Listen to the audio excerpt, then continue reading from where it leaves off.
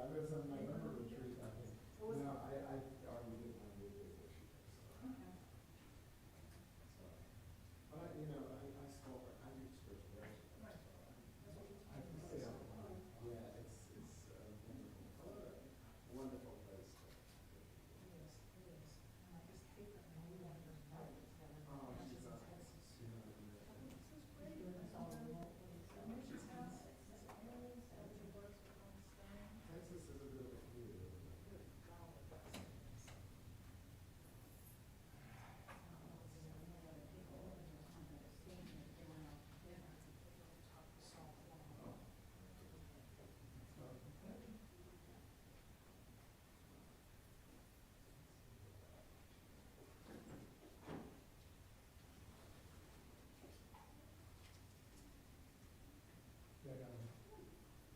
Who that was your, the move company?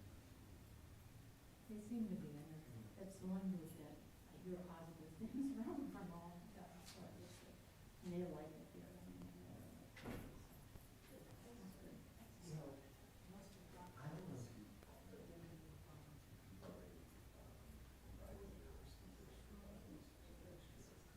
you know, my new book is on fire. Is it? Yeah. Is it on the New Testament or the Old Testament? See, that's the thing, it's a spiritual approach. So that's the title. Well, we have 2025 already lined up, and I'm looking for 2026, so I'm. We can talk about a way to make it work. Okay. So you got pretty well engaged.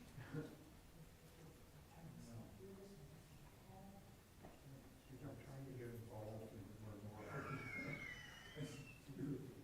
I like quotes. I think we're small organization. We do have an No, organization. you know, but that's what you have to do now. Our small in St. Andrews, It's so, we didn't have. and a lot of them are home in the hills now. A lot of them. Well, anything you might be interested in, Hey, into my capacity to make it. I have to get started soon. Same thing, totally different. Well, like the program I'm know doing. more about, or do, or questions about. Is, Lucas supposed to do that, or we? He's Zooming doing it this? remotely with his Yeah, I phone. love it, Yes, that's the world we live in. But we knew need to start, because I think the online people are probably online watching this. Is it gonna go on the screen? Well, no, there's a problem with the screen we found out today. So there's no camera on us? The camera's working, We'll keep it so. on Carl. Yeah, right. Yeah, I mean, it's all on there, and it'll be Stay in the streamed, back row. but we can't see his slides or any of that kind You of know, stuff. Well, that stinks. Yeah, Lucas was not happy, he came in this Do you have a afternoon to phone? set it up, and he can't. Do you have his phone number? Is he holding on? Oh, no, yeah, he knows we're doing it. Oh, I okay. mean, he just could not get the screen to work, and he couldn't find it. He tried calling the electrical guy, but he There was wasn't an article available. online recently about. Huh. So, anyway, we don't get to see pictures, but we get to do this. That stinks. All right, I think we're gonna have to start. We ready to roll? I thank you for All right. people watching this.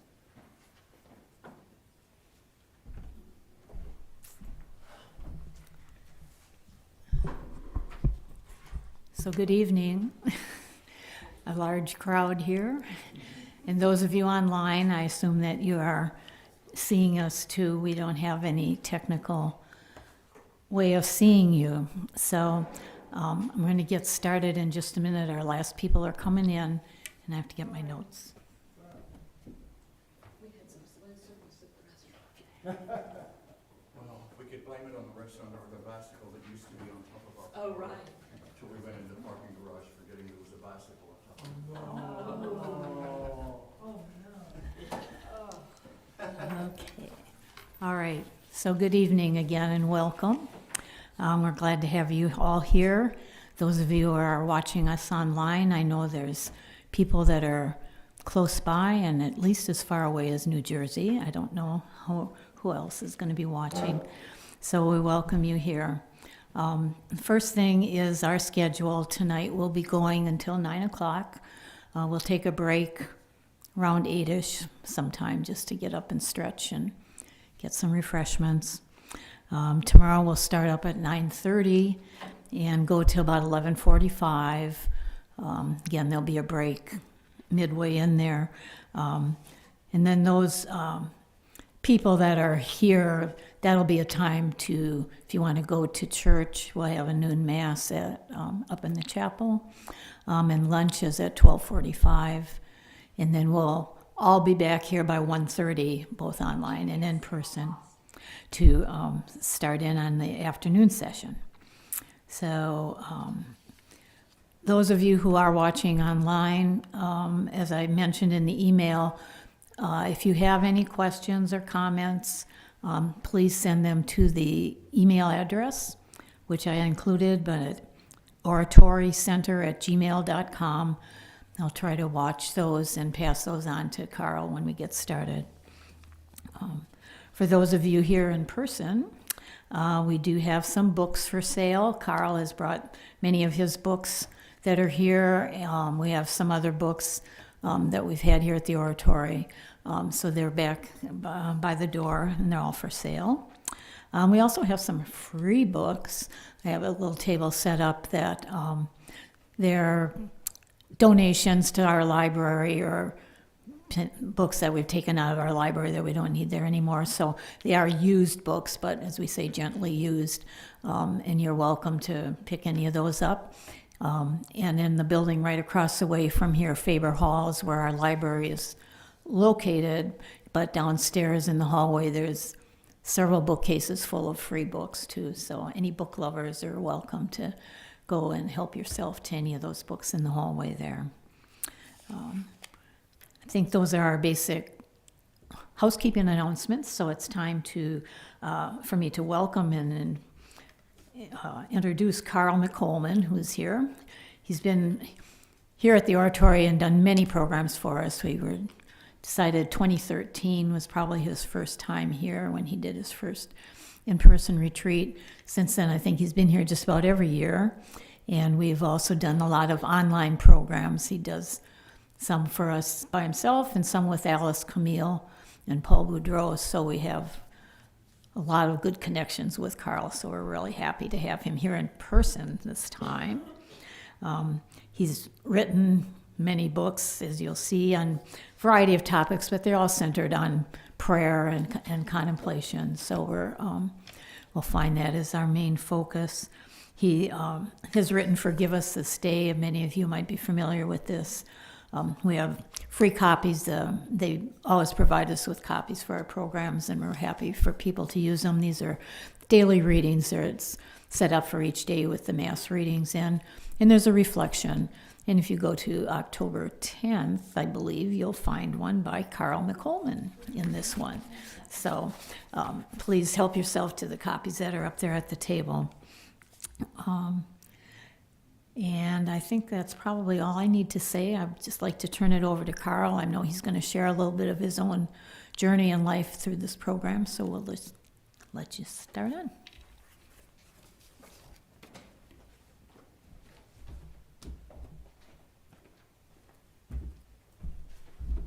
Thank you, Judy. It's always a joy to be at the oratory. As Judy mentioned, I've been coming here since 2013, although missed a few years thanks to that little virus, but it's always good to be back. So let's begin, and I'm going to try to remember to look at the camera at least part of the time, acknowledging that we do have people who are part of this circle but are not here in person. And so if I forget, know that you are in my heart and in my prayer as well. So speaking of prayer, Saint Benedict said it's always good to begin every good work with prayer. So with that in mind, I invite us, whether we're here physically or virtually, let us pray. Let's just take a moment. Be silent before the presence of God.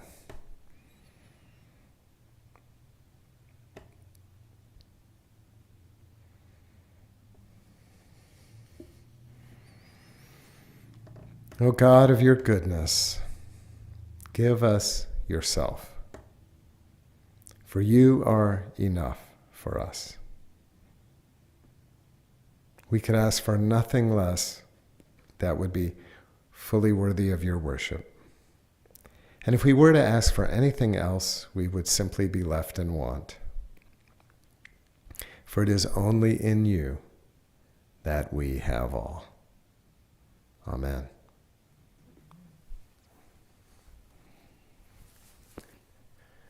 Okay, it's that time of year where I'm going to get cold and then I'm going to get hot, and so the hoodie will disappear and it will reappear again. Since Judy mentioned give us this day, I do want to say one thing, and I'm going to try to, let's see if I can adjust this without knocking the whole thing over. So I've been very, very honored to be a regular contributor to Give Us This Day magazine. If you're not familiar with Give Us This Day, it is a monthly periodical published by the Benedictines in Minnesota. Similar to the Magnificat or Abide in My Word, it's basically a monthly devotional that's built around the Catholic lectionary. And so every day you get the Mass readings for the day, you get a brief office of morning and evening prayer, and a couple of reflections. And so for several years now, I've had, again, the distinct honor to be able to be one of the contributors. And so, of course, what happens is they email me, usually 6 to 8 months. In fact, the one I just got is for September of next year. So that's almost 11 months, I guess, almost a year from now. So they'll email me and they'll say, would you be willing to take such and such a date? And I always say, sure. And then I go and I look at the readings. And I haven't quite figured out yet that I could actually look at the readings first and then tell them, no, I don't like those readings. But usually the readings, they're, with a little bit of prayer and a little bit of, imagination, I can come up with something to say about the readings. But every now and then you get readings that are kind of difficult. Now, those of you who are familiar with the lectionary, familiar with the Gospels, whenever I get a difficult reading, my prayer has always been, well, thank you, Lord, that it isn't the parable of the unjust steward. Because to my mind, the parable of the unjust steward has got to be the most difficult text in all the Gospels, probably all the New Testament, perhaps even all the Old Testament, to talk about. So I just got an assignment for September of next year, and wouldn't you know, it's the parable of the unjust steward. So, and of course, I agreed to do it, and then I looked at the readings, and I was like, there it was, staring me in the face, and I emailed my editor, and I told her, I said, that's always been my prayer, now I won't be able to pray that prayer anymore. And she was so sweet. She emailed me right back, and she said, well, do you want a different reading?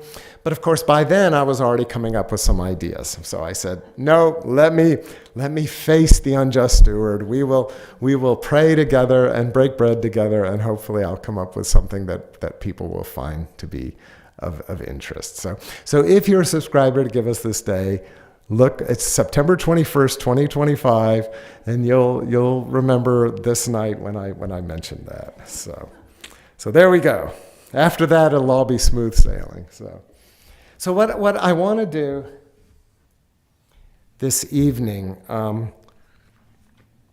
just to give you kind of the format that has emerged over the years. Friday night tends to be a little bit more content-y, if that's a fair word. So our theme this weekend is practical mysticism. So I want to obviously just begin to explore with you, well, what is mysticism?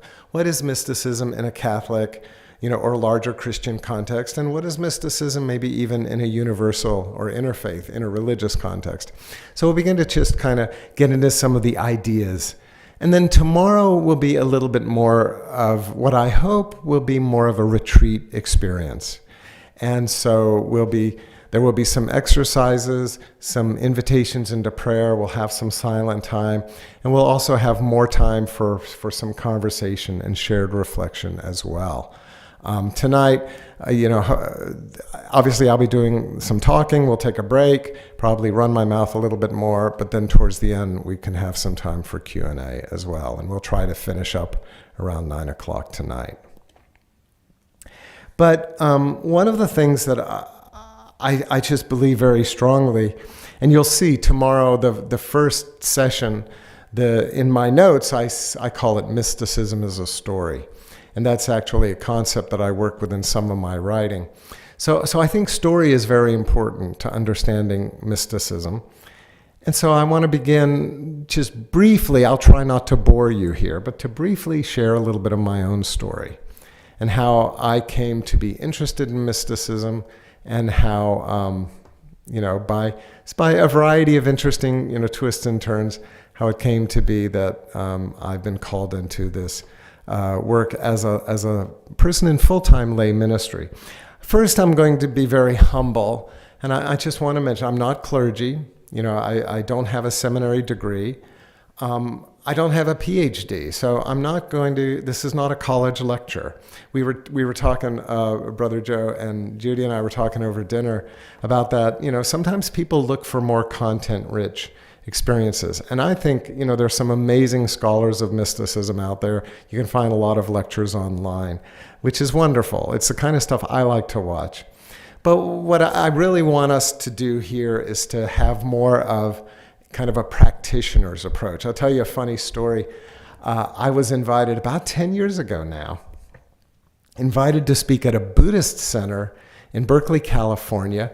And this Buddhist reaches out to me and he says, we are doing a conference, an interreligious conference on the language of, now the word he used was contemplation, and hopefully we'll get into what is the similarities and difference between mysticism and contemplation. But he said, we're going to be doing this conference on the language of contemplation from different religious traditions, and we would like to invite you. And of course, they had a package, and I basically got to spend 3 days at a Buddhist monastery in Berkeley, California. It was kind of a fun thing. So of course, I accepted, and I was flown out there and show up at this conference. And I'll tell you, it was me and a bunch of PhDs.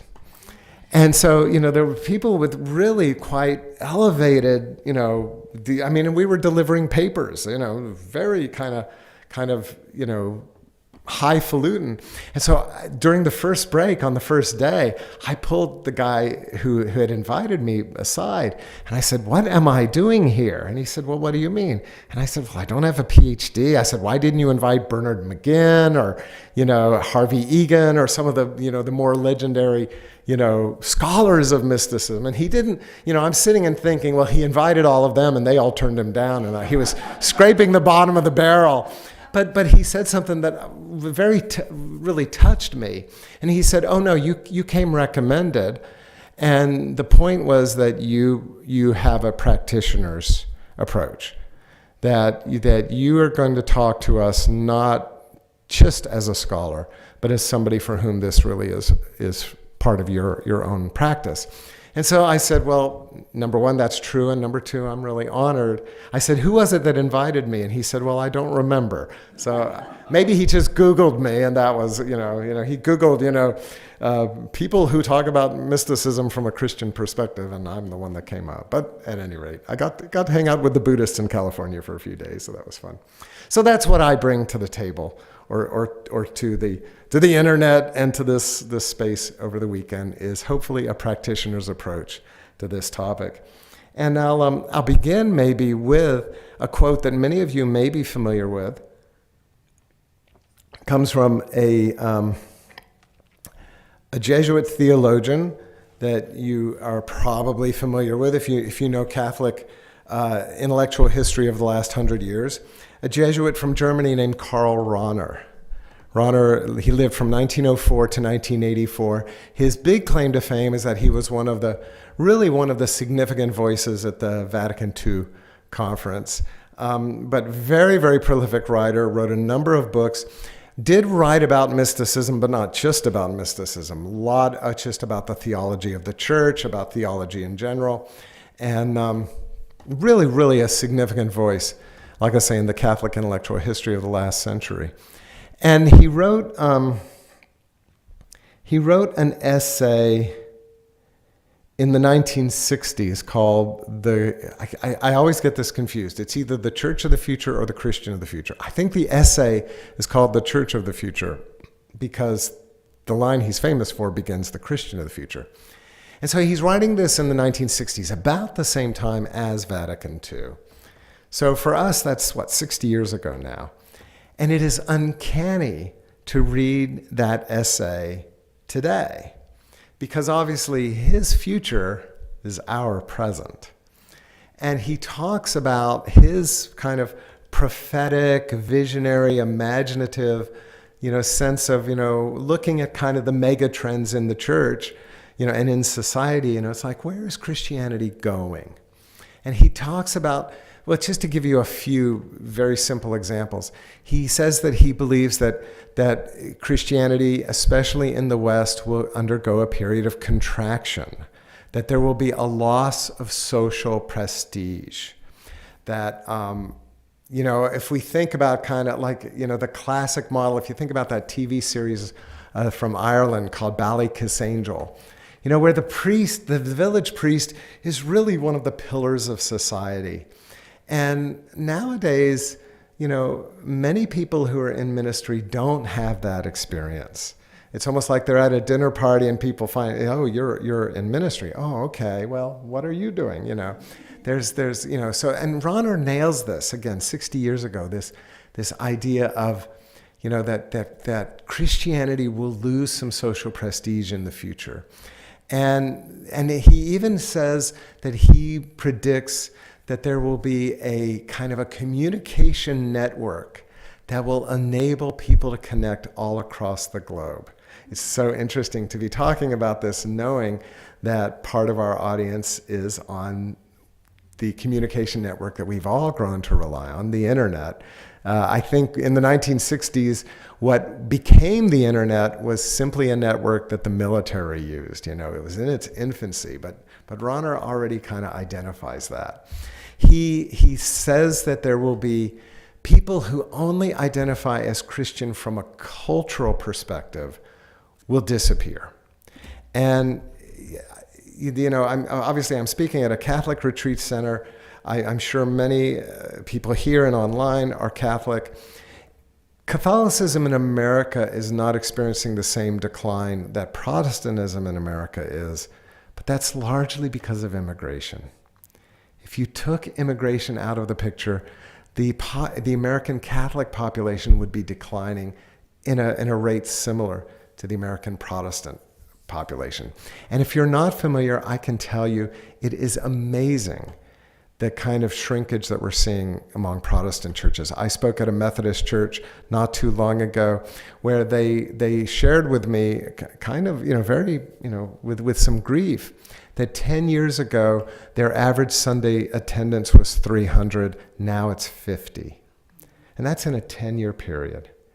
Now, they do have some online attendance, but it's not 250 online. So there's been, some real shrinkage. And we can say that this is due to the pandemic. We can say it's due to the fact that young people simply don't see the value in being, involved in an institution.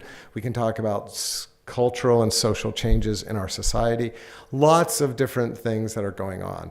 But I think what everybody agrees is that nobody knows for sure exactly what's going on. But we all know that institutionally speaking, Christianity is in crisis, certainly in the Western world, North America and Europe. So this all goes right back to what Karl Rahner says, and he doesn't say it in quite so many words in that particular essay, but then he refers to it in later essays where he does say it very, very explicitly. And he says, the Christian of the future will be a mystic or will not exist. The Christian of the future will be a mystic or will not exist. And so whenever and I've been giving talks on mysticism now going on 15 years. And so I even before the pandemic and before the kind of shrinkage that we've seen in the last 5 to 10 years, I would say to people, the negative side of that is already coming true. In Atlanta, where I live, you see churches One day there's a church there with a new message on the marquee every week, and then suddenly the building is boarded up, and then comes the wrecking ball, and then they build usually apartments or a shopping center or something like that. Again and again, more and more churches are closing. Like the Methodist church I just mentioned, I know another church not far from where I live that is another denomination. Once again, they have this beautiful building that was built probably 50 to 75 years ago, and now they just don't have enough people with financial support even to maintain the building, to keep the upkeep. So Christianity is in crisis, especially on its institutional form.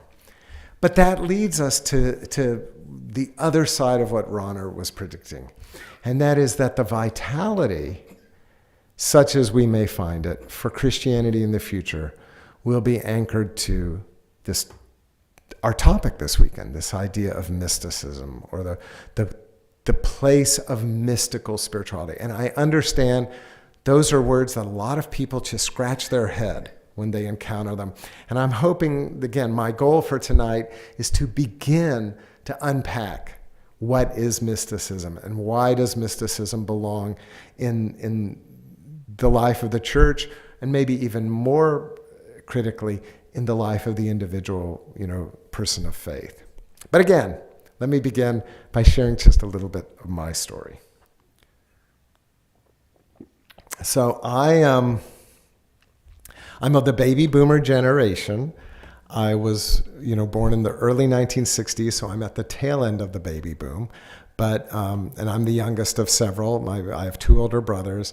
My dad was a pilot during World War II. My mom was a stay-at-home mom and homemaker her entire career. My parents lived, well into their 80s. They did die about 15, 20 years ago. I miss them, of course. But, had that nice, very white middle class, post-World War II American upbringing. The My Three Sons, Leave It to Beaver, that kind of idyllic, childhood. My childhood was not that far from it. My mom and dad were Lutheran, and they had, like so many people they had when I was young, kind of a Christmas and Easter relationship with church. But then when I was in the 5th grade, I was baptized, before the 5th grade, when I was an infant, I was baptized at the base chapel, again, my dad being a pilot. But Sunday morning church was not part of our lives. But it mattered to my mom. She taught me the Lord's Prayer, and she taught me the Beatitudes, and, those kinds of things. But then when I was in the 5th grade, not the teacher that I was 6th grade, I'm sorry.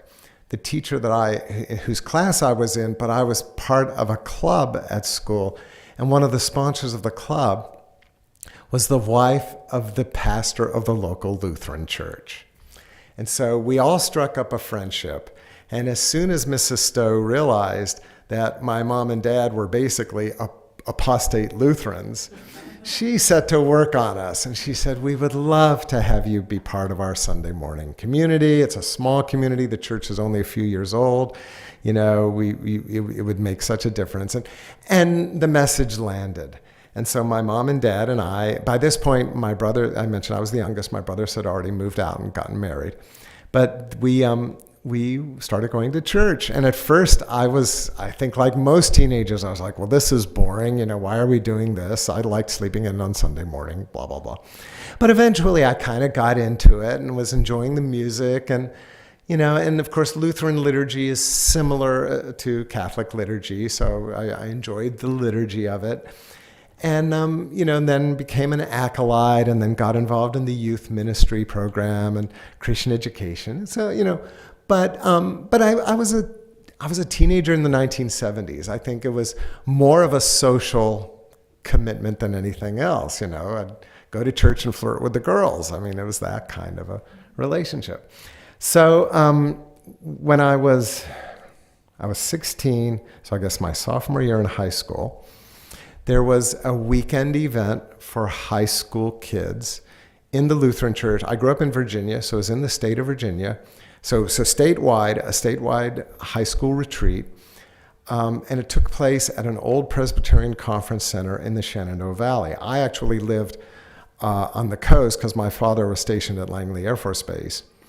But so drove across the state, went to this beautiful old conference center, had been to some events there before, so I was familiar with it. And I'll be very honest, again, I was more there kind of to check out the girls than anything else, just being very, very honest. But the program spoke to me, and I don't even remember the theme of the program, but I do remember, obviously, there were some breakout groups and some small programs, and over the course of the weekend, it just was, it just kind of was meaningful. And then, it was a weekend event, so it was Friday night through Sunday morning. And then Saturday night, they had the, what Lutherans would call a communion service, what Catholics would call a mass, a Eucharistic service. And this is 1977, so it's acoustic guitars, it's singing Kumbaya, it's a room full of teenagers. And friends, I wasn't expecting this. I wasn't looking for it. But I had an experience of the presence of God. And it's hard to put into words.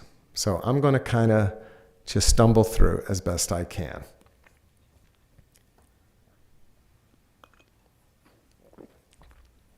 The room was probably similar to the room we're in right now, those of us that are physically present.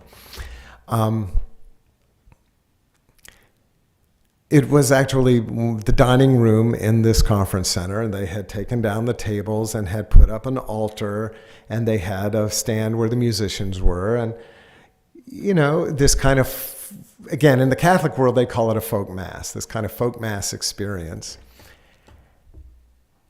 And what I remember, and again, it's hard to put into words, and forgive me for closing my eyes, but I'm just trying to put myself back into it.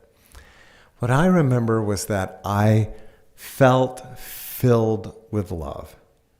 It was as if there was palpable love in the room, and the love was flowing in us and through us. And I remember as we were singing, we kind of were holding each other, and I'm an introvert. That's not my normal happy place.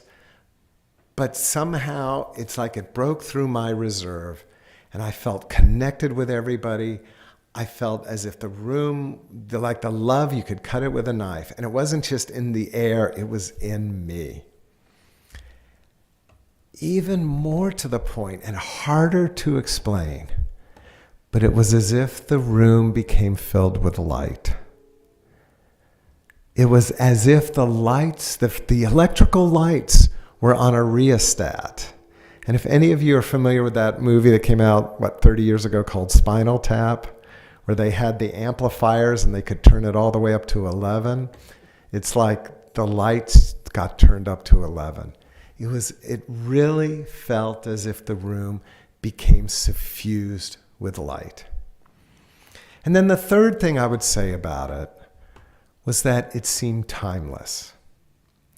When I try to just recall the memory now, and this is 1977, so what? Going on 50 years ago.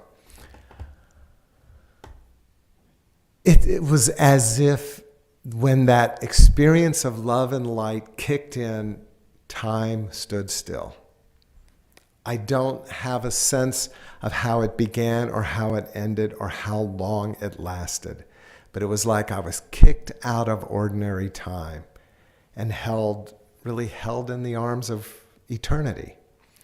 I try to think of it very analytically now, and I think, that must have only been a minute or two. It couldn't have lasted very long. But it felt as if it were timeless. Now, lest you all, let me go ahead and answer some questions. No, I had not smoked any pot or did anything even stronger, no mushrooms or anything like that. Or alcohol. I was stone cold sober. I had the sip of wine with the chalice, but beyond that, like I said, it wasn't something I was planning on or looking for. And we could say, well, gee, Karl had an overactive imagination. And I suppose one could make that case. But here's another thing that I vividly remember. When the communion service ended, and again, you've got a room full of teenagers, so they were going to break down, the altar and put up a stereo and have a dance, give the kids something to kind of work off our energy. And so they're doing that, they're setting everything up, and people are just kind of milling about. And I ran into a couple of friends that I had made over the weekend, or maybe even that I had known from previous retreats, but people who I considered friends. And I remember going up to them. It was a boy and a girl. I can't even remember if they were a couple or not, but they were just my friends. And I went up to them and I said, "Wasn't that the most amazing experience ever?" And they looked at me and they said, "Yeah, it was nice. It was nice. Do you want to go grab a Coke?" And my friends, I had to leave the room.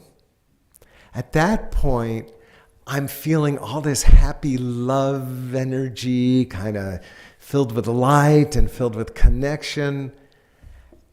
And I honestly had thought that something objective had happened. And my friends, by their response, forced me to realize that this was an experience that had been given specifically to me.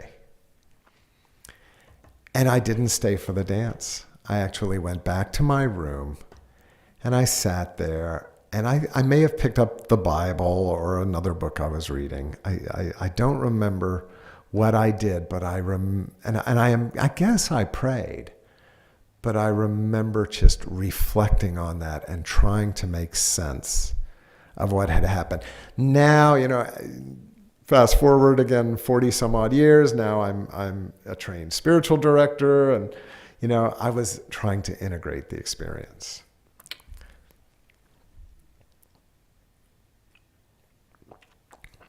And the months that followed, and I tried to do this on my own. I went and I talked to my pastor. And to be honest with you, he didn't want to hear it. He listened to what I had to say and he said, "You sound like a Pentecostal. And Lutherans don't do Pentecostal." This may not have been the exact words, but it was basically the message. It was basically the message. And I will tell you, over the next few years, I did become involved with a charismatic group.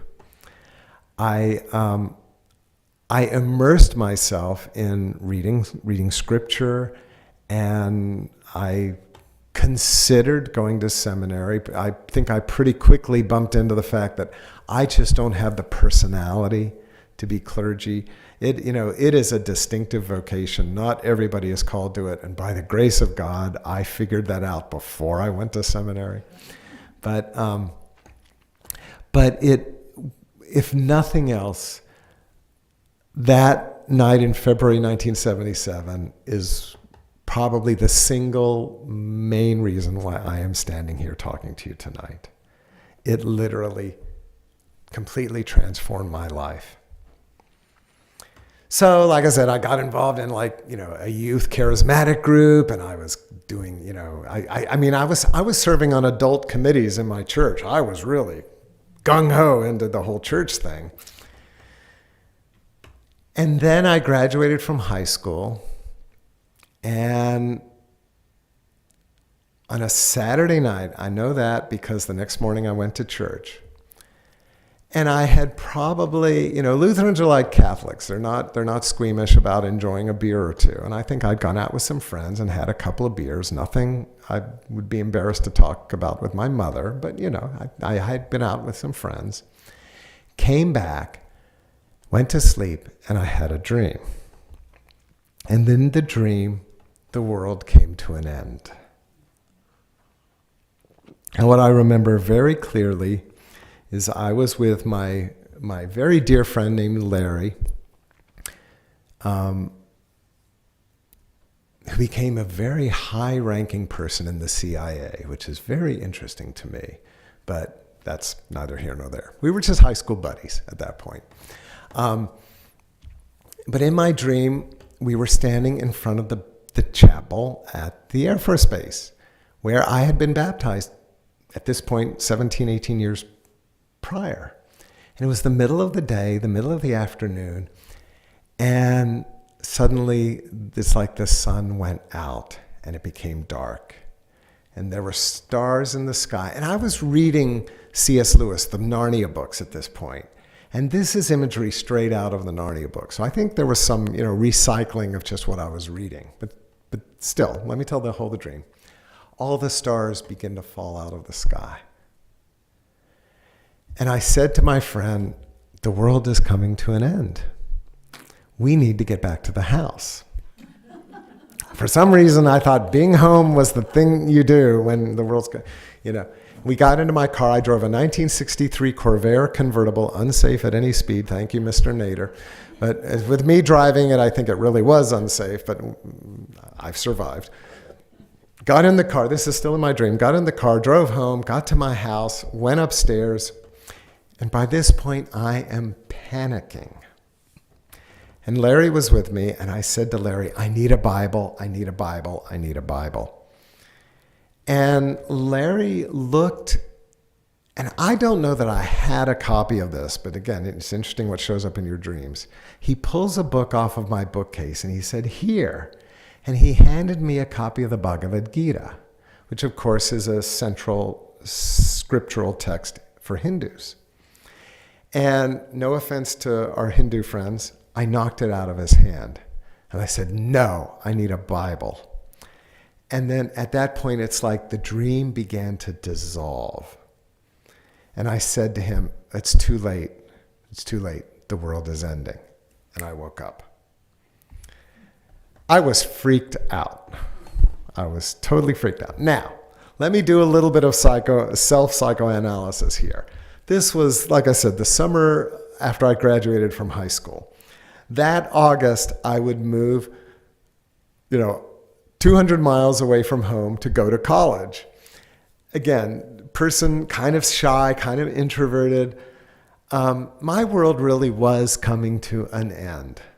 So the dream, I can look back at the dream now and say, well, that's kind of a normal dream for a kid to have right after graduating from high school. But of course, the dream was steeped with religious imagery, Christian imagery out of the Narnia books, the Bible, the Gita, standing in front of the chapel where I had been baptized, all of that. So I did not know what to make of this dream. And I remember, again, a Sunday morning, got up, went to church with Mom and Dad, and then I went over to a friend's house. And this friend had been the organist at my church.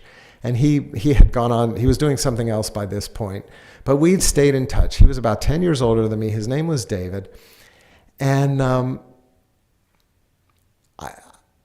I told him about the dream. David was kind of, again, my biological brothers had moved away. He was kind of a surrogate brother to me, a surrogate big brother. And so I hadn't told my mom and dad, I hadn't told anybody at church, but I said, David, I had this dream and I don't know what to make sense of it. And I think David had known about what had happened to me a couple of years previously. And so he listened to me and he said, I have a book and I want to give this book to you. I think you need to read it. And he went to his bookcase and he pulled down a book, and I forgot to bring it. Normally when I give this talk, I like to show them because I still have this book.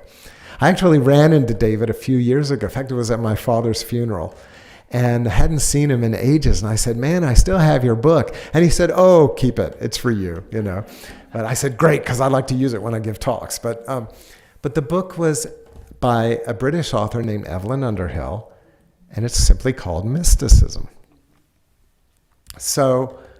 So I didn't read the whole book that time. If you've ever seen it, it's a big tome of a book, and he gave me the paperback, a teeny tiny little print, but I read probably about half of it.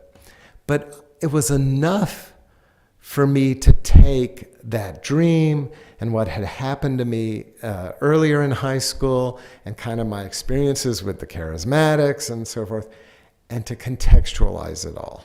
If you're not familiar with the book, So Evelyn Underhill was a laywoman in the Church of England. She lived from 1875 to 1941. Interesting fun fact, which doesn't matter to anybody. She was born on my birthday and she died on my father's birthday. So she died on the day my father turned 18, and I was born on what would have been her 85th birthday. So just kind of an interesting synchronicity there. But so Underhill had been very much interested in spirituality, mysticism, and even like occultism and magic. She had these very broad tastes, and she channeled that into kind of being this autodidactic kind of self-taught scholar on mysticism. She would go on to be the first woman to do lectures on religion at Oxford University. So she was the real deal. She did really significant work. And she became very involved in the retreat movement, the spiritual direction movement, a lot of things that we take for granted today.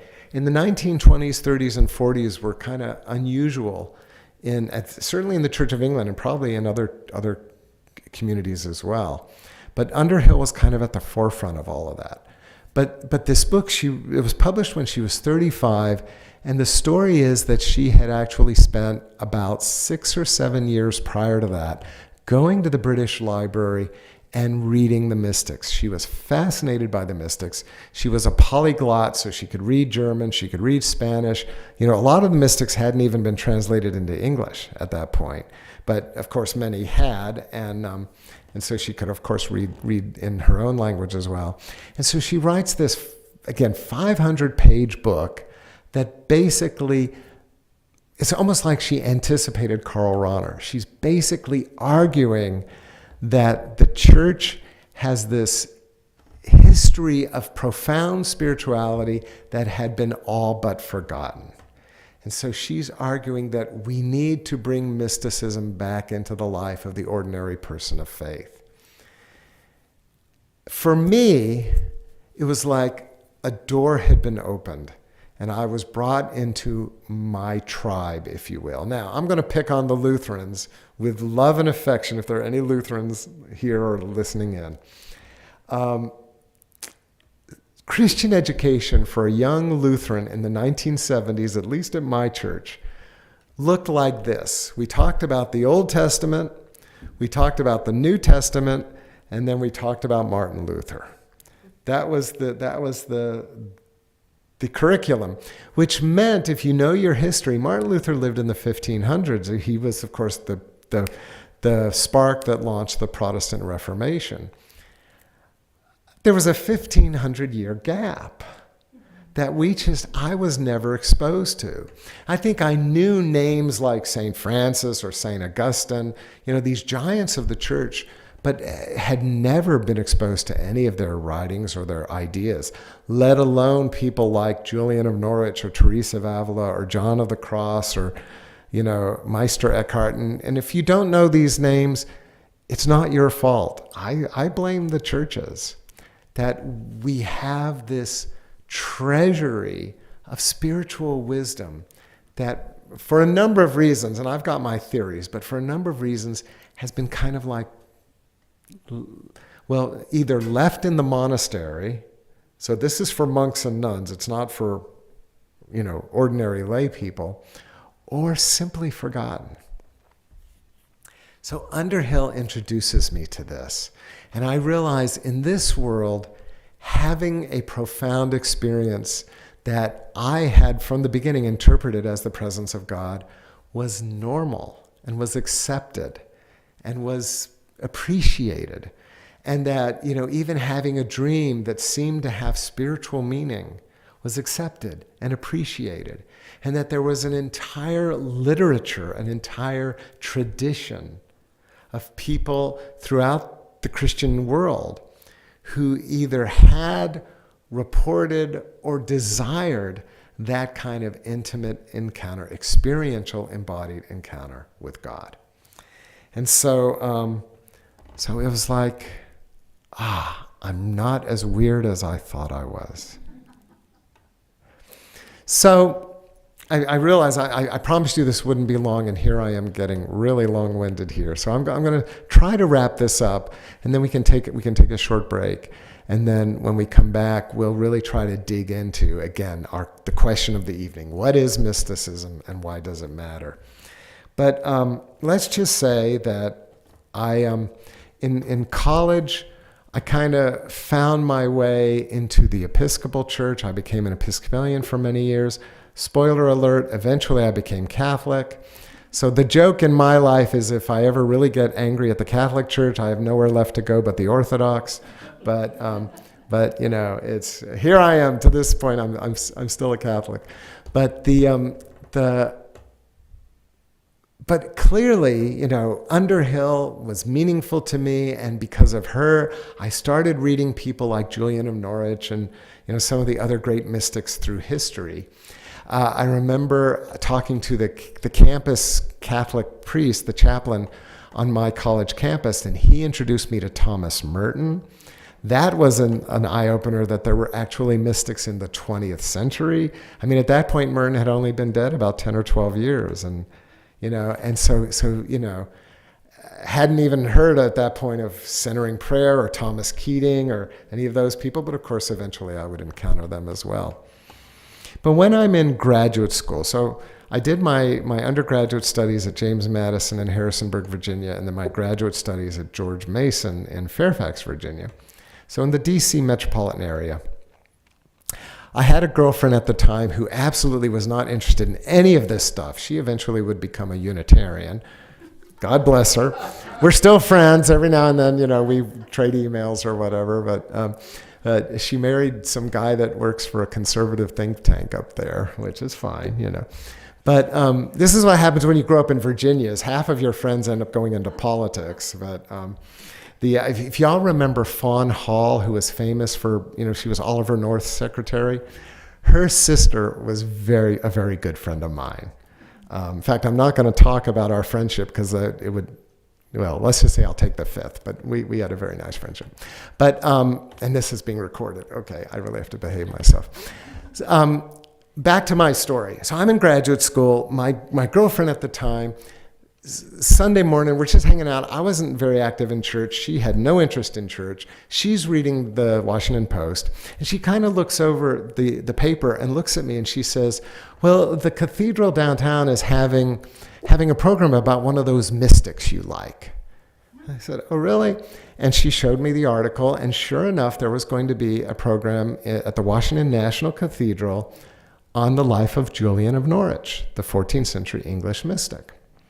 So I think, well, that sounds like fun. It was free. All you had to do was get tickets. So I took the MARTA, or the Metro. Up there they call it the Metro. In Atlanta we call it the MARTA. I took the Metro to the cathedral, got my tickets, went back the night of the program. And it was a one-woman play, and this woman dramatized the life of Julian of Norwich. And it was really beautiful. And it was sponsored by an organization called the Shalem Institute. And I went up to their booth afterwards and chatted with them.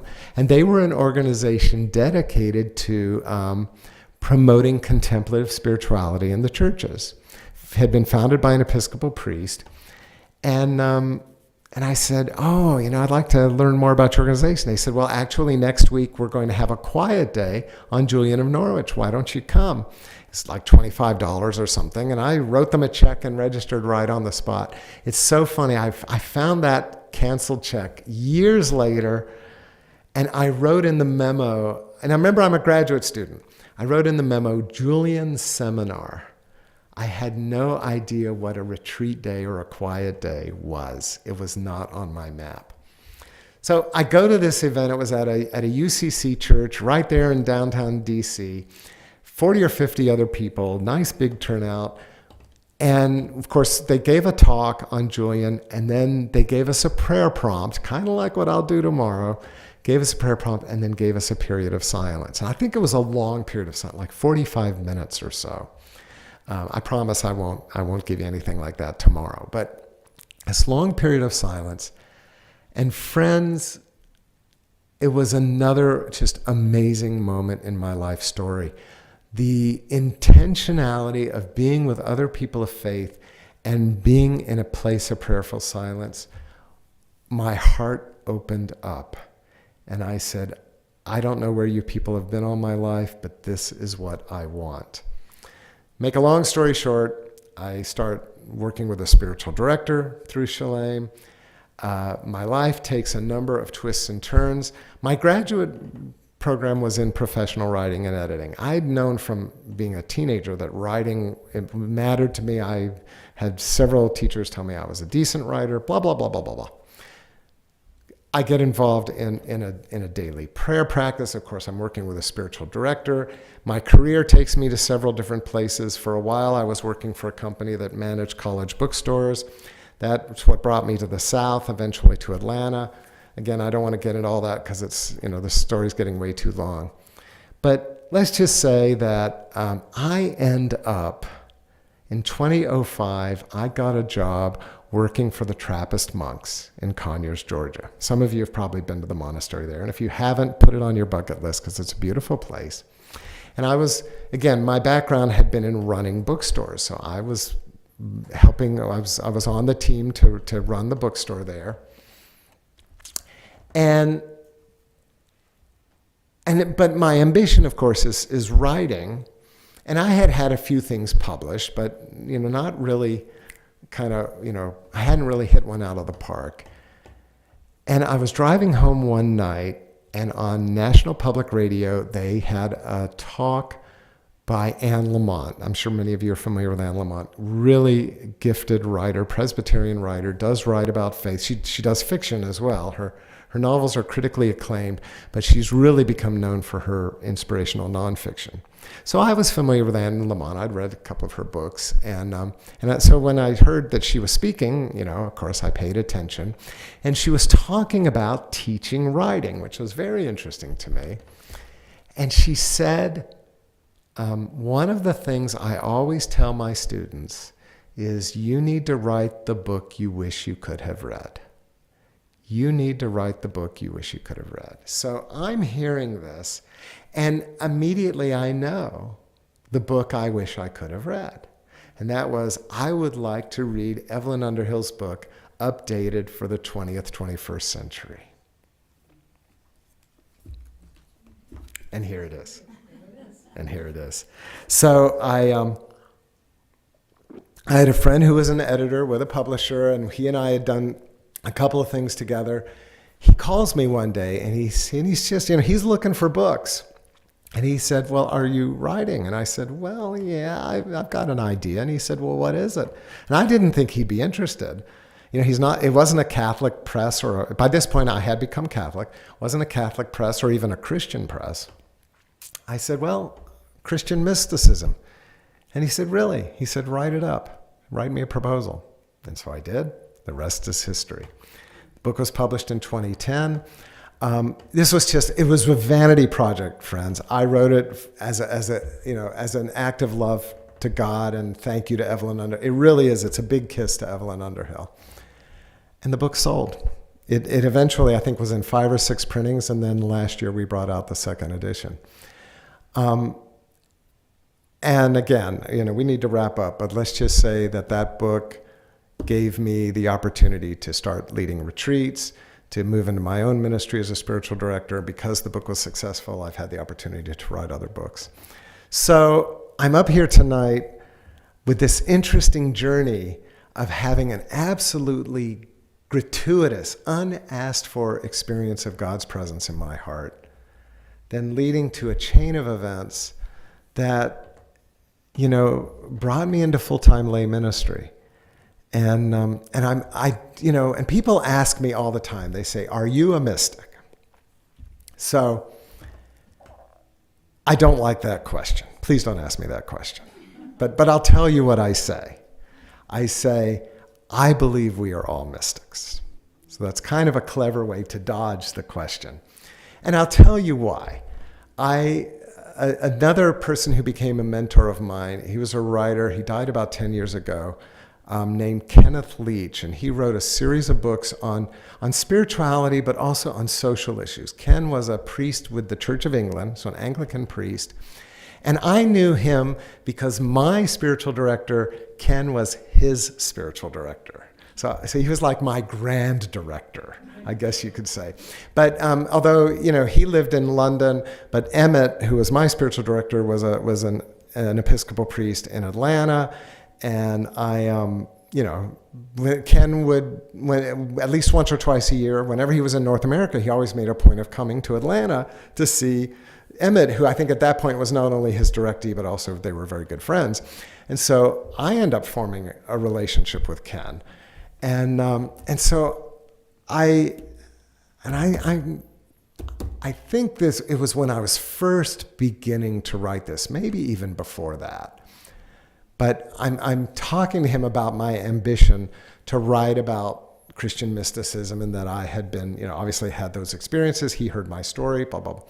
And he's from north of England, Manchester. He has this very, British accent, which I'm going to do a terrible job imitating, but I'll give you the best I can because I want to give you a sense of it. And we're having breakfast at this German bakery in Stone Mountain, Georgia. And he looks at me and he says, "Well, Karl, I think your book sounds like a great idea and I support it, but never call yourself a mystic." And I said, "Well, why not?"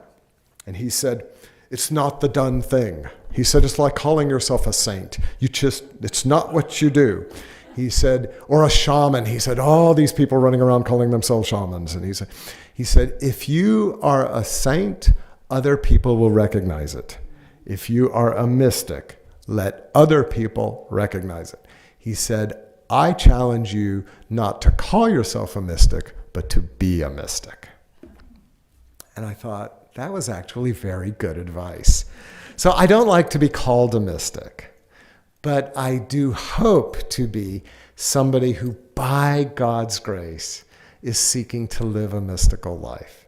And I hope that over the course of the rest of this evening and tomorrow, I can invite you into accessing that place in your heart that yearns for the mystery of God as well. So I think this is probably, it's 8 o'clock, so it's perfect timing. Why don't we go ahead and just take about a 10-minute break? Should that be sufficient? Let's do that.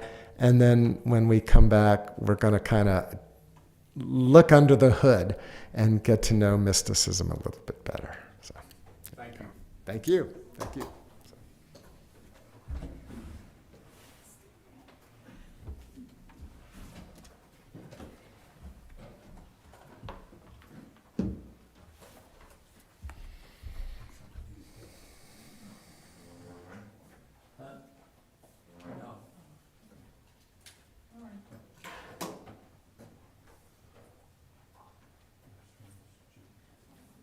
I have to go put somebody to bed. So I'll see Okay. you tomorrow. Yeah. All right. It's good seeing you. Yeah, that was good.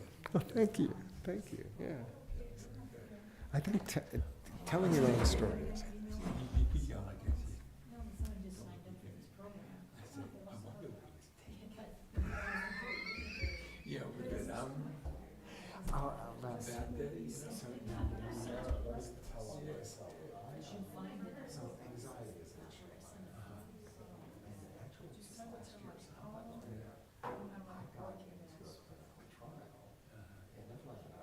Totally legit using LSD. Yesterday, right? It reminded me of that experience. I mean, it was coming in person, so, no. Full of light, having a sense of love, that sense that God is present. And it really was very moving because I did that for therapeutic reasons. And I came out of it. And the first thing they asked me, they said, did you have a mystical experience? And I said, well, I wanted to talk to you about that because I'm actually somebody who writes professionally about mysticism. I can get help in it. It's a therapist in Underhill. And I said, and that, I've had one organic mystical experience, and this really reminded me of it. And they said, you get that all the time from people. So, it was Scout's honor. Unless somebody had slipped me something, but We'll see you I'll tomorrow. see you tomorrow. Get some rest, man.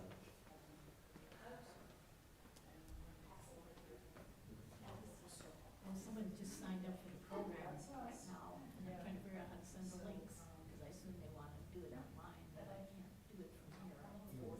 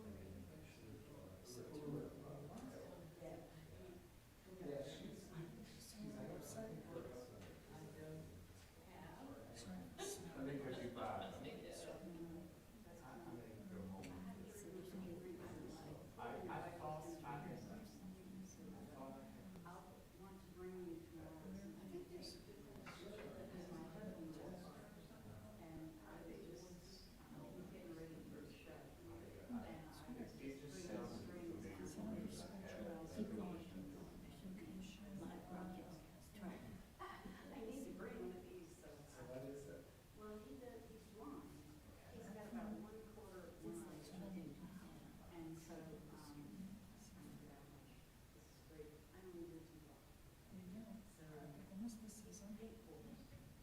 Yeah.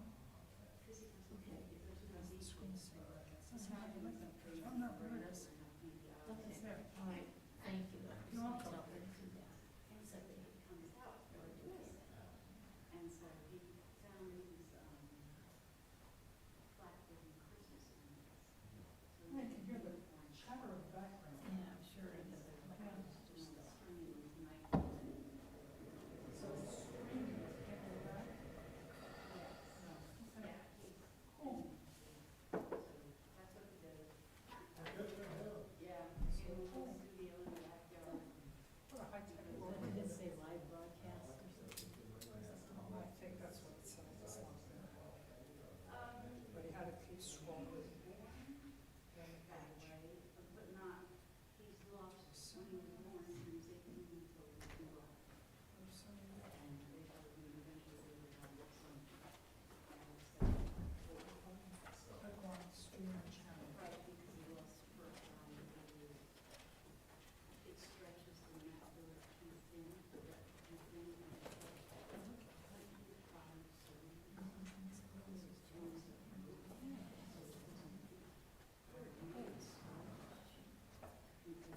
And it should work.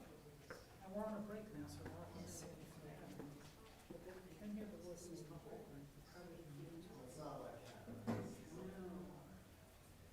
so he just waited. The first one, they couldn't hear him.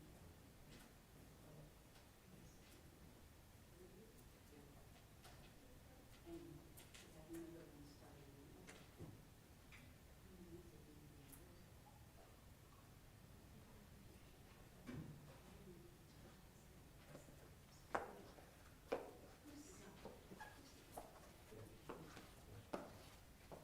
Let's try this. And too much to drink one night. I feel so badly about this bicycle.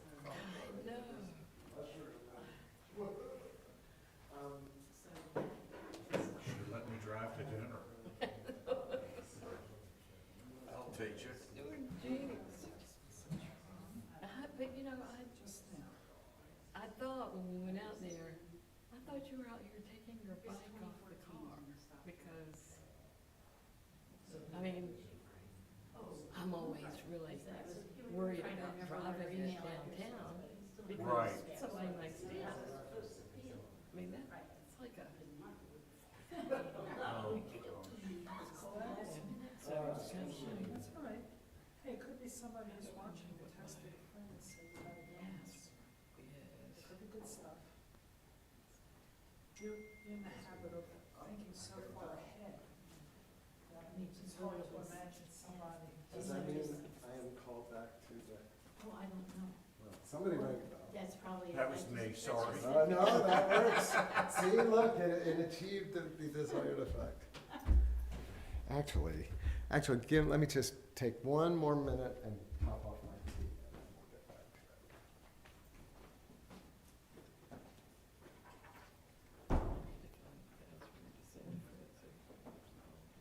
it. You may have gone in.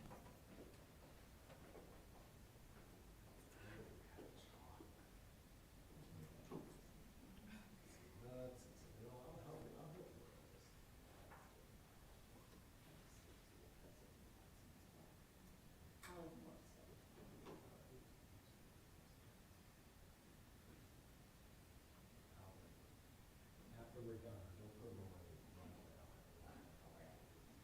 Close up shop.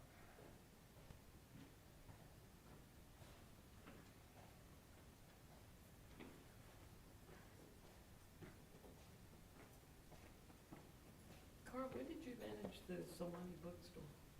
Sewanee, I was in Sewanee from '88 to '93.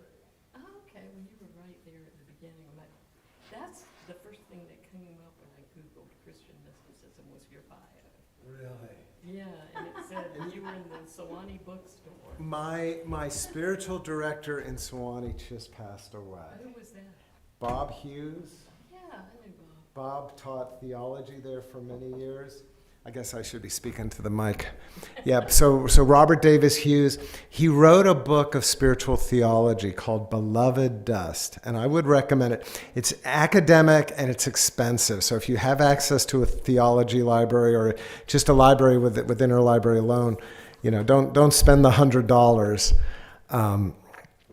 Although it's such a good book, I'd say it was worth it. But still, that's expensive, But he won a prize. I don't know if it was Fordham. It was one of the universities gives a prize. It's like the pneumatology prize, so like the best book on the theology of the Holy Spirit that's published within the last 2 years, and he won that prize for that book. So it's really, and it's what it is. And I think he's very shy about using the word mysticism. So I think he just calls it a spiritual theology.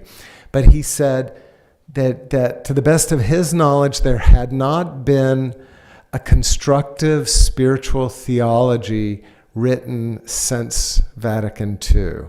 He said because that kind of theology fell out of favor in the Catholic world with Vatican II and had never really been in favor in the Protestant world.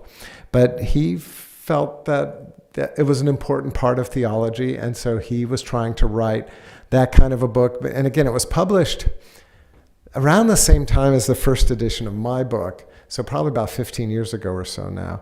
And so trying to take into consideration, liberation theology and post-colonial theology and all the kind of the currents of theology, of postmodernism over the last 50 years. And I think he does a brilliant job. It's built on the classical idea of mysticism as having stages of purification, of illumination, and of union. So he uses those. And the subtitle of the book is Tides of the Spirit in the Christian Life. Beloved Dust, Tides of the Spirit in the Christian Life. And that's one of his metaphors, is that we shouldn't think of the mystical life as like walking up flights of stairs, but think of it more like the tides of the ocean. That we flow through periods of purification, and we flow through periods of illumination, and we flow through experiences of union with God, and that it's not so much linear but more cyclical. So that's just one example of the wonderful treasure that is Bob's book. But it's funny, just again on a totally personal note. Today I learned of two dear people in my life who've passed away. Bob, who again was my spiritual director back in the late 80s, and then my best friend from junior high school, who I hadn't seen in forever. We had fallen out of touch, as often is the case, and he wasn't on social media. And I found out today he was a general contractor. He was self-employed, worked with his hands, that kind of a guy. But he had a serious accident about 10 years ago, and had been an invalid. And so that's why he wasn't online. So we hadn't, so many of my old high school friends, like the buddy that was in my dream, who I've actually, the nice thing about my work is I do travel. And Larry, who again worked for years for the CIA, he lives in metropolitan Washington, D.C. So whenever I speak in the D.C. area, he and I have dinner. So it's kind of nice. I didn't have that connection with Eddie, unfortunately. And now he's gone, 63 years old. And he just passed away. So my heart is a little heavy, but I also believe that death is not the end. So there we are. So what is mysticism? What is the difference between mysticism and spirituality in general? And what role does or can mysticism play in the ordinary life of faith? Now, we could easily just take those three questions and have a conversation. But what I'd like to do again tonight is just share some of my thoughts, but then also bring in some words from some other, people who have written about mystical spirituality over the years. I think Evelyn Underhill is going to show up, of course, Karl Rahner, Brother David Stendhal Rast, a Benedictine monk, and a few other voices, Howard Thurman, Dorothy Soul, who can just help us to begin to unpack this very complicated word that I think really ultimately means something very simple. Now, I'm a writer, so I am a word nerd, And I love etymological dictionaries. I love the Oxford English Dictionary. I love etymological dictionaries. I like to unpack a word and understand how that word, what its roots are, its origins, and how it has evolved over time. And mysticism is a word with a very interesting etymology and has definitely its meaning has evolved over the ages. So let me share a little bit about that. First of all, mysticism itself is a very recent invention. It only dates back, it first shows up in French, and it only shows up around the year 1700. So it's really not that old of a word. And originally, it was a slur. It was a word that described something that was not held in esteem. So think about 1700 in France. Think about this as the age of enlightenment, the age of Voltaire, Rousseau, those kinds of writers. And so the idea of mysticism is kind of tied in with anti-clericalism or anti-Catholicism. That mysticism referred to religious, forgive me, but religious BS, basically, was kind of the meaning of the word. And it really was not, so it's like, priests deal in mysticism, would be the way the word was used. And so the understanding was it was like language, religious or pious language, that is kind of the opposite of scientific language. It's not grounded, it's not precise, it obfuscates, it mystifies. So there was that kind of negative sense around the word. The word mysticism itself begins to get rehabilitated in the late 1800s. And at this point, I'm really going to concentrate on English writers, but of course there is definitely a French and a German kind of literature of mysticism that all happen around that same time, late 1800s. But in the English language, the three figures that are worth mentioning. One is William James, his book, The Varieties of Religious Experience. The other is William Ralph Inga, who was the Dean of St. Paul's Cathedral in London, so an Anglican priest and cathedral dean, who wrote a book on Christian mysticism. And then the aforementioned Evelyn Underhill, the laywoman, independent scholar, self-taught kind of person who really was very much interested in how mysticism can inform the ordinary person's life of faith. But there were other voices too. There was I think a Belgian Catholic theologian who wrote in English because he lived in London, named Friedrich von Hugel. He wrote a book on the spirituality of Catherine of Genoa, Catholic saint, called The Mystical Element of Religion. So you have these different writers who are taking that, again, concept that had been used in a kind of pejorative sense and turning it around. Almost like how the LGBT community now uses the word queer. I mean, when I was growing up, to call somebody a queer was really an insult.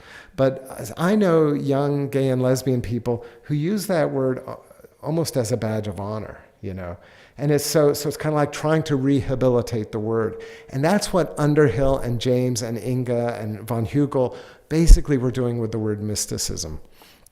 And so they used the word essentially to refer to the spiritual heart of the experience of faith. The spiritual heart of the experience of faith. And that word experience, I'm choosing it carefully because it's like the heart of spirituality is some sort of an experience of God, some sorts of an experience of the transcendent, an experience of the divine, of the presence of God, the presence of Christ, the presence of the Holy Spirit, that kind of thing.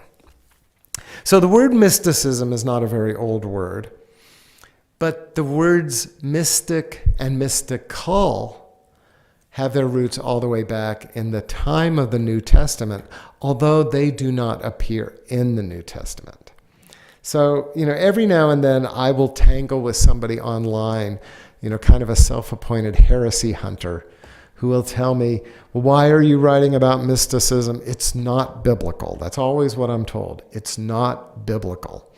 And so my response would be, although nowadays I usually just ignore stuff like that, but back when I would actually try to interact with the people, I would say, well, I will grant you that the words mystic and mysticism or mystical do not appear in biblical writings, but the word mystery does. And the elements of mysticism are throughout the Bible. In fact, indulge me while I have a little word from our sponsor, which is my publisher. My next book, which is coming out next June, the title is Read the Bible Like a Mystic. And I've written that book very much kind of in response to people who argue, I believe in a misinformed way, but argue that the Bible is not a mystical book. I think the Bible is a profoundly mystical book, but we don't know how to read the Bible in a mystical way. And so that is what I'm trying to do there, but that's for another day. So the word mystery does appear in the New Testament, I think about 30 times. So it's a word that shows up frequently, mostly in the writings of St. Paul, although it does show up a couple of times in the Gospels and I think in some of the other writings as well. But let me just step back and kind of give you the etymology of mystic or mystical. And it comes from a Greek word. Now, I'm not an academic, I'm not a scholar here, so I'm probably going to mispronounce it. But if you transliterate it into English letters, the word is M-U-E-O, mueo or muio or something like that, M-U-E-O. It is the same root that the word mystery comes from. It is also the same word that the word mute comes from. So people who are online, or if you're ever on a Zoom call and you start speaking and nobody can hear you, what do they say? They say, Karl, you're muted. You're muted, And so you have to click somewhere and the little line disappears from your microphone icon and then people can hear you. So, and I'm old enough that I remember when people who did not have the capacity to speak were referred to as mutes. I think that has fallen out of favor now. Now we would just say that they have a speech impairment or speech impediment. But once upon a time, a person with that particular disability was called a mute. So mute button on your phone, on your TV remote, on your Zoom. Mute is essentially a fancy word for silence. It's essentially a fancy word for silence. So I think that if we want to unpack mysticism, our two key words, our guide vocals, if you will, are mystery and silence. Mystery and silence. And so what do we mean by mystery? And the first thing I would like to say is we are not talking about Nancy Drew or Agatha Christie, or what are the ones on TV now? My wife and I really like the Miss Fisher, if you've ever seen those. Yeah, aren't they fun? The Miss Fisher mysteries. They're set in Australia. There's 2 series. It's because it's the aunt and then the niece. And so the aunt is in the 1920s and the niece is in the 1960s. And they're just lots of fun. Those are great. Nancy Drew, Hardy Boys, they're great. That's not what we are talking about. So it's not mystery in the sense of a puzzle to be solved. It's not a whodunit.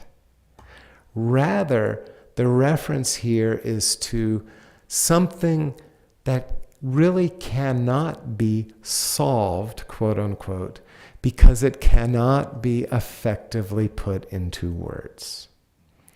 So you can pick up the Catholic Catechism or maybe any kind of a correlative text from another denomination, and you'll see, again, following the language of the New Testament, you'll see references to the mystery of Christ or the mystery of God or the mystery of faith. Now, let me get really nerdy on you for a minute and say that this comes from a kind of a phenomenon, a cultural phenomenon in the Greco-Roman world of religious groups that have come to be known as the mystery religions. Any of you who know your religious history, I see people nodding their head. So a mystery religion was essentially, and again, I don't mean this as a pejorative word, descriptive word, a pagan religion where there would be devotion to a particular god or a goddess, and that people would undergo an initiatory kind of a ritual in order to become part of that community.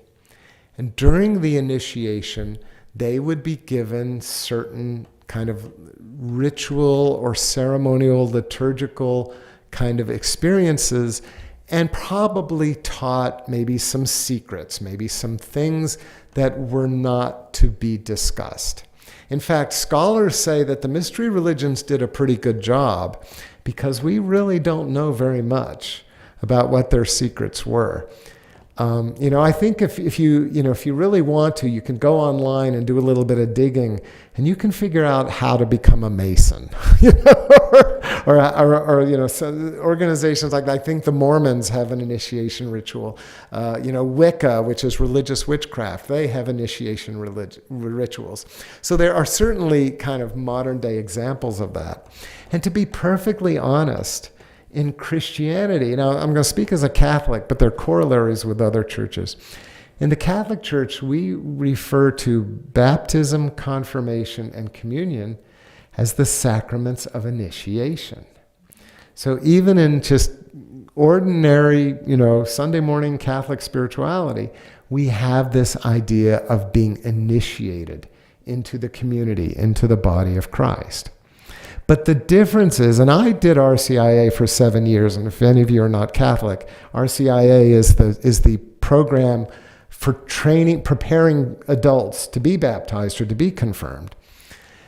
We did not give people any secrets. It's not like, okay, tomorrow night's the Easter Vigil. Now let me tell you the good stuff. No, there's nothing like that. And the idea is, and again, it's never said in so many words, although the 3rd chapter of Ephesians comes the closest. In fact, in my book, I call Ephesians 3 the charter of Christian mysticism. I think if you want a smoking gun for mysticism in the New Testament, there are several smoking guns, but Ephesians 3, I think, is where it comes the closest. But what you see is this idea that in the Christian tradition, the Christian sacramental tradition, the mystery is not a secret that is held so much as it is a secret that is revealed. And so what is the secret? Well, the secret primarily is that Jesus represents the incarnation. Jesus represents the fullness of God in her earthly human form. And that through Jesus as God with us, I think it was the Dutch theologian Edward Schillebeeck who's called Jesus the sacrament of the presence of God. I may have that wrong, but something similar to that. One of the 20th century theologians develops this idea that Jesus himself is a sacrament, and he is the sacrament of the divine presence. But again, the idea is that so the presence of God is hidden in Jesus, but revealed in Jesus. And then this gets kind of extrapolated into the sacraments themselves. And if you think, and again, I'm going to talk about the Catholic tradition with 7 sacraments. The sacrament of baptism, we are immersed into the death and resurrection of Jesus Christ. The sacrament of confirmation, we are brought into the experience of the Holy Spirit in our heart. The sacrament of the Eucharist, where Jesus is truly present in the bread and the wine, the host and the precious blood. And so we are literally ingesting Jesus, bringing the divine presence into our body. All of the sacraments have this kind of theme that God's presence is hidden in the ordinary stuff of life. is hidden in the water and in the oil of anointing, whether it's confirmation or healing of the sick, is hidden in the bread and the wine of the Eucharist, is hidden in the experience of forgiveness with absolution during the sacrament of reconciliation, is hidden in the love of two people who are pledging their lives together in the sacrament of marriage. And again and again and again. You see, you can trace this in all 7 of the sacraments. And if you want even more evidence of this, in the Orthodox tradition, the sacraments are called the mysteries. They are called the mysteries. So there is this idea from early on in church history that Jesus is the supreme mystery. Again, Paul himself talking about the mystery of Christ. The hiddenness of God is revealed in Jesus. Then the sacraments. God is hidden in the sacraments and revealed to us through those experiences. And then finally, Scripture itself. There's a book that was published 20 years ago or so. We used to sell a ton of copies at the Abbey bookstore in the monastery. And it was written by an Orthodox theologian, and it's called Christ in the Psalms. It's worth getting. It's worth getting. Christ in the Psalms, and it's literally a commentary on all 150 Psalms. But what the author is arguing is that there is evidence of Christ hidden in every one of the Psalms. Now, we can sit here, and I know our Jewish brothers and sisters would have a different perspective. That's fine. But Christians have, from the beginning, we have interpreted the sacred text the way Christians interpret it. We have our own, I'm going to use fancy language here, our own hermeneutical tradition, our own tradition of interpretation that diverges from the Jewish interpretation. I think Christians who want to read the Bible responsibly need to know the Jewish tradition, but the Christian tradition has its own unique kind of parameters. And one of those parameters is that Christianity has for 2,000 years now seen evidence of Jesus hidden in the Hebrew Scriptures, in what we now call the Old Testament. So you notice this theme. This theme keeps showing up. God is hidden, but the hiddenness is made manifest, is revealed. And so this idea of the mystery is that which is revealed, that which is hidden and revealed. And then the mute idea adds just that extra nuance, that there's a level in which we really can't put any of this into words. I mean, I've done the best I could here, and I'm kind of, calling on 7 years of teaching RCIA. But even so, the language here is so elementary and doesn't even begin to capture the fullness of what it means to experience Christ in our heart, in the sacred text, in the sacred sacramental rituals, rites of our faith. So we do acknowledge, we confess that there is this encounter with the hidden presence of God.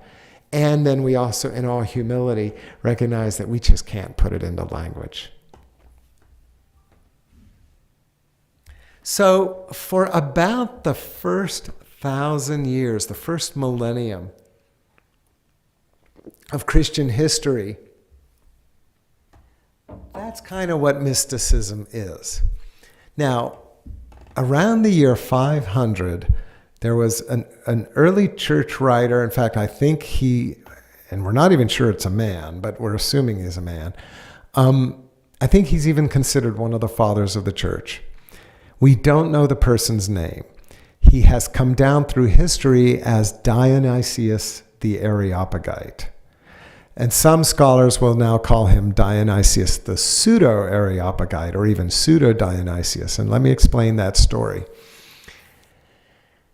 There was a kind of a culture of humility, and I see evidence of this even into the Middle Ages, but certainly in the ancient church, where, and it's interesting because you'll even see it with some Orthodox writers, and I know of some Trappist writers, even to the present day, where there's a kind of humility that the religious writer doesn't want to attach their name to their work. The idea is that would be performative. It would be a display of pride. And so what would writers do? Well, they would either not put a name on their work at all, or sometimes they would take on a pseudonym. Now, what we have is this particular writer who most scholars think was a Syrian monk, so a monk of what would be modern-day Syria, writing around the year 500, who attributes his own work to an extremely obscure person in the New Testament who literally only appears in one verse in the Acts of the Apostles. When Paul is preaching in Athens, at the Areopagus in Athens, there is a person named Dionysius who attends his preaching, his mission. We never hear anything more about Dionysius. And so this monk takes that name as his pseudonym. Now, in the 21st century, we would say, he is pretending to be somebody he's not. That's dishonest. But friends, that is a modern projection. For him, it wasn't an act of subterfuge. It was actually a way to try to be humble. If he really was trying to pull a fast one on us, why didn't he just claim the name of Paul or of Peter or of John? Why didn't he just take a big name? Look, I'm one of the 12. He actually assigns his work to one of the most obscure figures in the New Testament as a way of kind of expressing his own humility. But the irony of history, what happens is that over the generations, people who read his work and who then interpret it say, this man was actually a student of St. Paul. He is a second-generation Christian, and his work then carried a certain kind of street cred, if you will, that I don't think the author ever intended. And that actually lasted for about 1,000 years.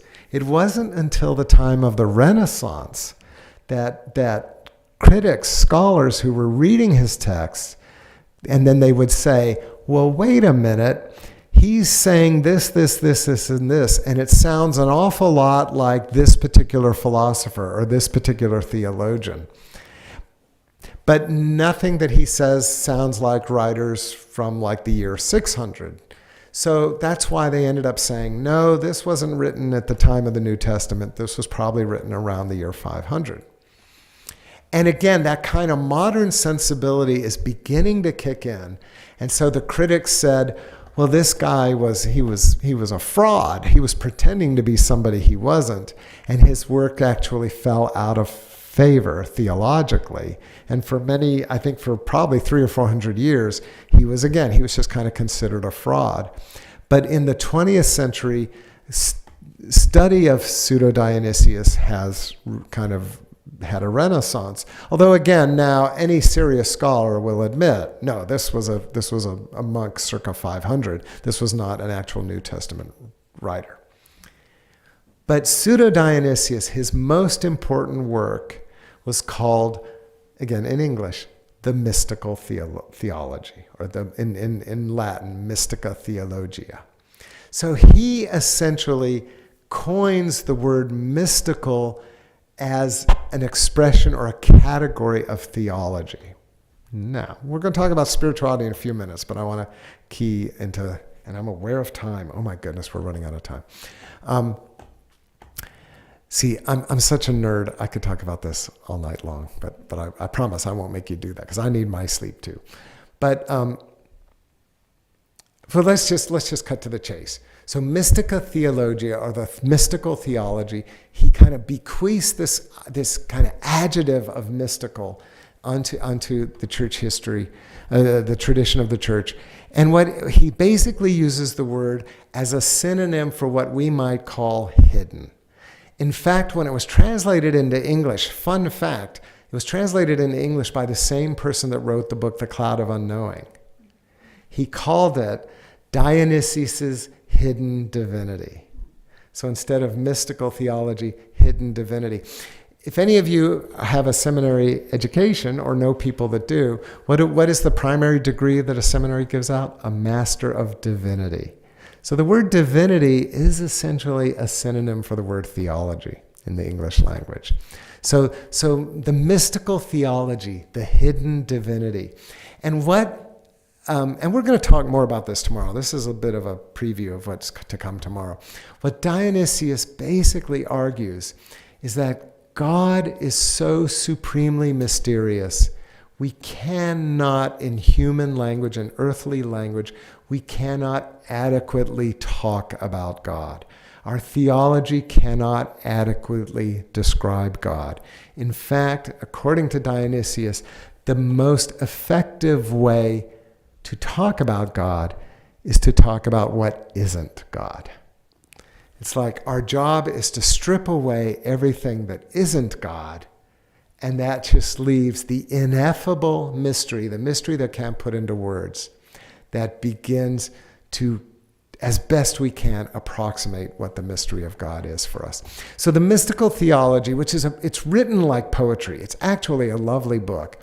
And it's it's really a treatise. When it's English translations, 40 or 50 pages in a book. In fact, the complete works of Pseudo Dionysius are published as one volume. I think Paulus Press published it a few years ago, and there's been some other editions. So it's not a very long text, but it essentially just looks at the categories that we tend to think about. God is love. God is justice. God is supreme goodness. Those kinds of categories. And to borrow a 20th century term, Dionysius deconstructs them all. He basically shows how all of that language fails to capture the mystery of God. So this is the kind of the context in which the concept of mysticism comes to us. Now, I said that all of these ideas, mysticism is God's hiddenness, God's ineffability. Mysticism is the hiddenness of God revealed through Scripture, through sacrament, supremely through Christ.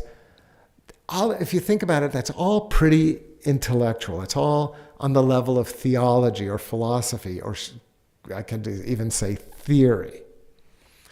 But what we see starting really around the end of the first millennium, and there are writers in both the Orthodox East and the Catholic West, we begin to find writers beginning to articulate their embodied experience of God. And these are the writers that gave the concept of mysticism that really has extended to the present day. What is interesting is that very few of them really refer to themselves as mystics.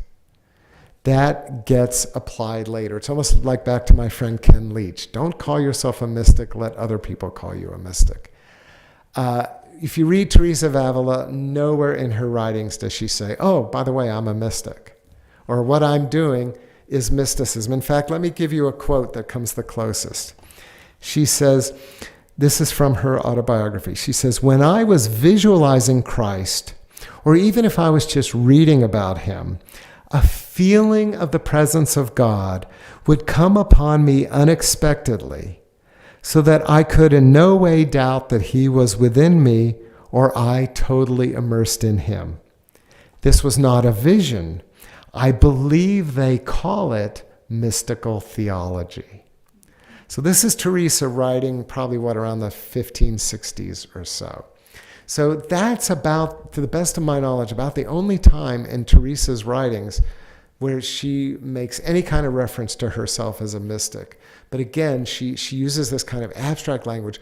I'm having an experience of God, and my understanding is that learned people call that mystical theology. I'm just going to, because I'm conscious of time, I'm just going to go ahead and throw a few quotes at you now. Howard Thurman, the amazing Black Baptist preacher who was a mentor to Martin Luther King Jr. and really in many ways kind of the spiritual inspiration behind the civil rights movement. Also a significant mystic, and for my money, every bit as important as Thomas Merton.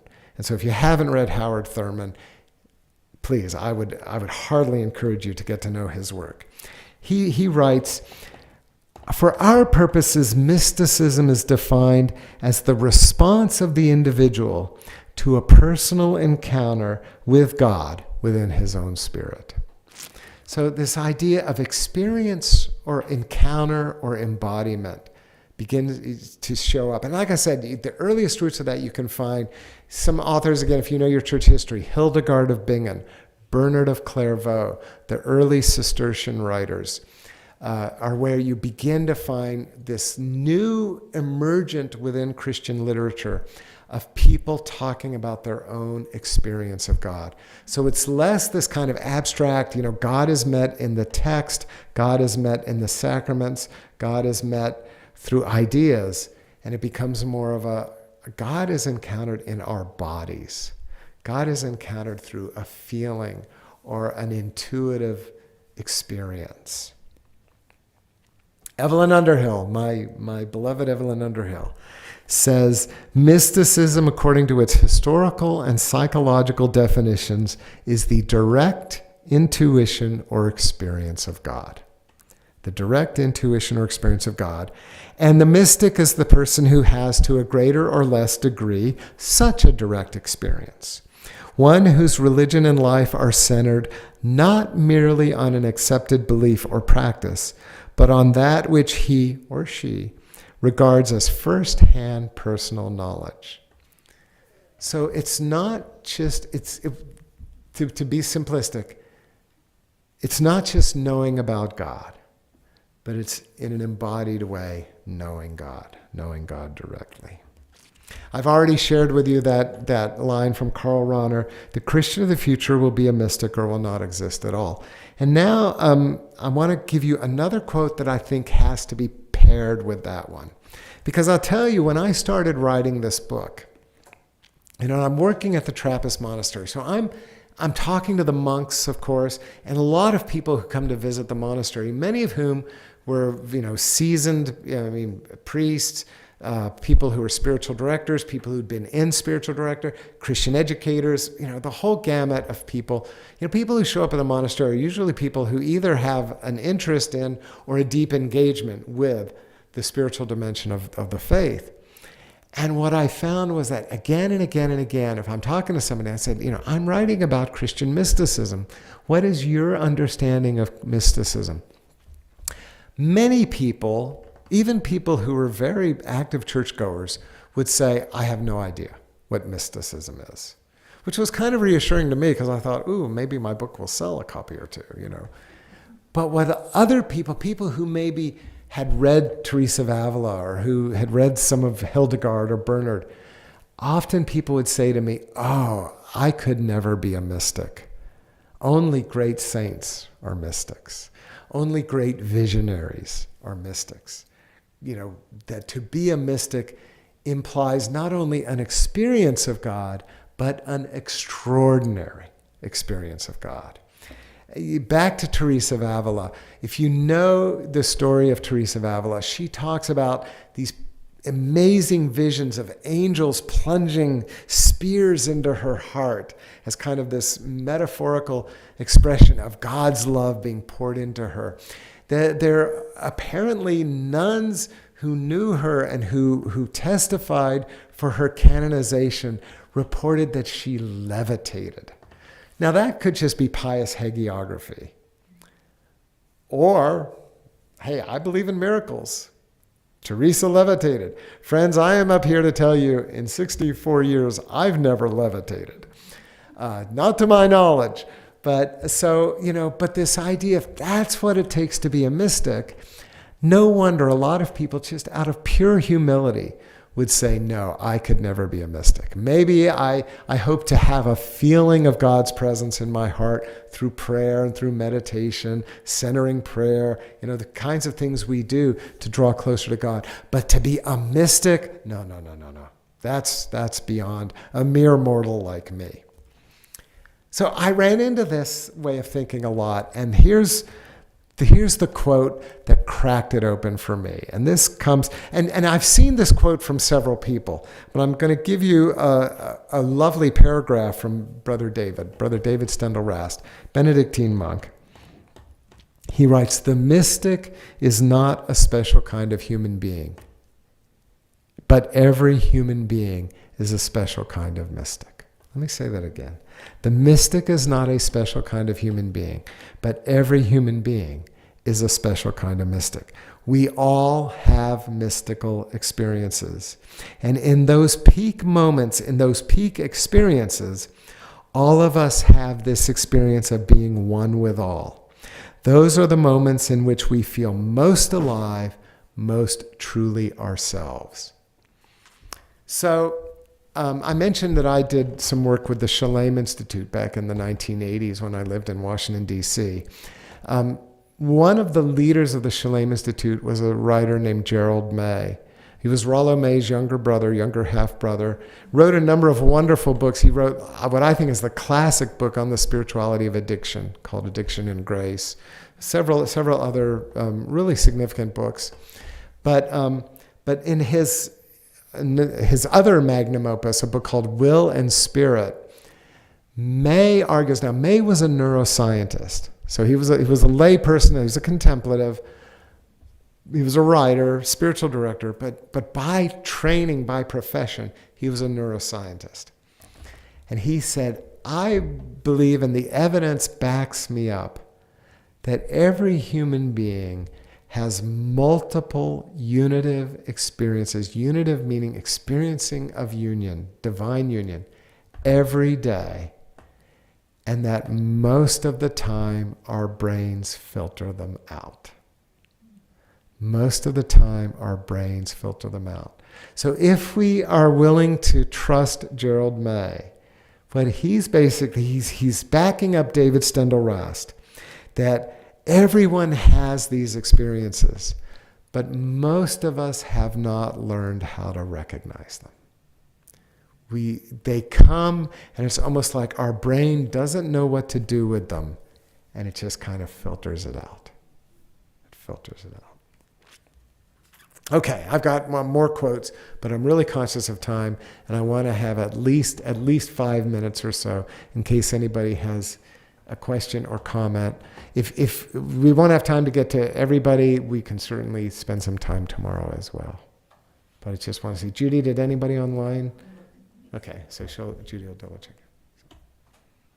And I'll repeat your question for the sake of the people online. So if you want to ask a question, I can repeat it.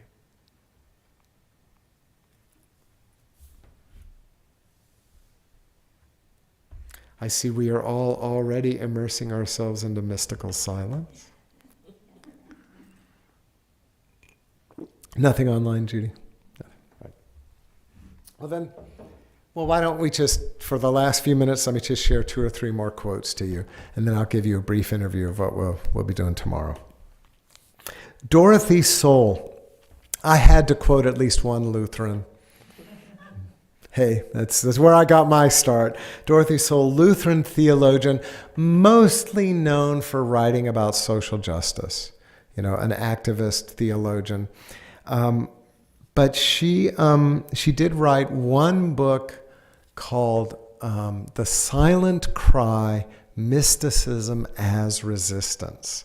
So kind of falling into the same tradition, if you think about Richard Rohr or Gregory Boyle, or some of the other authors that have become popular in recent years, and Kenneth Leach falls into this category too, bringing a deeply felt and experiential spirituality into conversation with the Christian mandate for working for a better world, working for justice, working to care for, Matthew 25, to care for those in need.